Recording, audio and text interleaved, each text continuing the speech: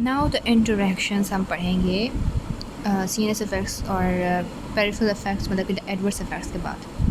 The vitamin pyridoxine B6 increases the peripheral breakdown of levodopa and diminish the effectiveness। अब जो हमारे पास vitamin B6 है pyridoxine, वो क्या करता है, लेवोडोपा की ब्रेकडाउन को बढ़ा देता है पेरिफेरल एरियाज़ में, और इस तरह से उनका इफेक्ट क्या हो जाता है, कम हो जाता है। Concomitant administration of levodopa and non selective monoamine oxidase inhibitor such as phenelzine can produce a hypertensive crisis caused by enhanced catecholamine production। अब कह रहे हैं कि अगर आपने लेवोडोपा और MOIs को दे दिया, साथ दे दिया, ठीक है, मतलब आपने लेवोडोपा के साथ साथ non selective monoamine oxidase inhibitors दे दिए जैसे कि फिनल्जिन हो गया, तो वो क्या प्रोड्यूस करेगा, हाइपरटेंसिव क्राइसिस प्रोड्यूस कर जाएगा कॉज्ड बाय इन्हेंस्ड कैटेकोलामीन प्रोडक्शन, क्योंकि इनकी वजह से कैटेकोलामीन ज़्यादा से ज़्यादा प्रोड्यूस होता है। फिनल्जिन अगर आपने लेवोडोपा के साथ दिया तो कैटेकोलामीन ज़्यादा प्रोड्यूस होगा जिसकी वजह से हाइपरटेंसिव क्राइसिस हो जाएगा। Therefore concomitant administration of these agents is contraindicated.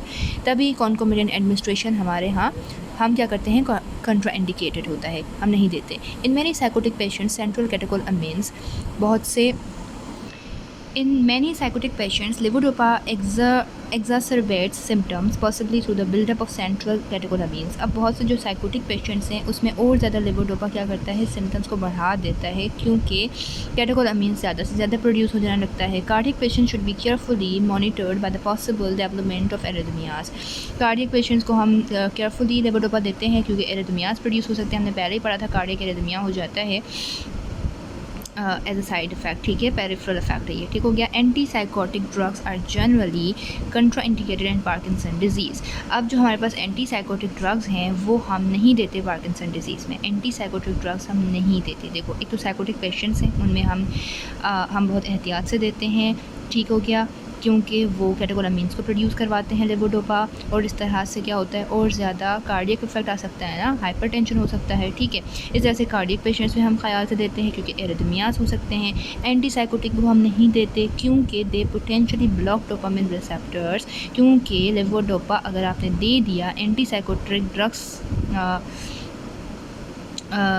Parkinson disease वाले पेशेंट्स को अगर आपने एंटी साइकोटिक ड्रग्स दे दिया तो वो क्या करेंगे, डोपामिन रिसेप्टर्स को ब्लॉक कर देंगे एंड में ऑगमेंट पार्किंसोनियन सिम्टम्स। तो वो क्या करेंगे, मतलब कि सूडो पार्किंसन सिम्टम्स देने लग जाएंगे, जो हमने पीछे पढ़ा था।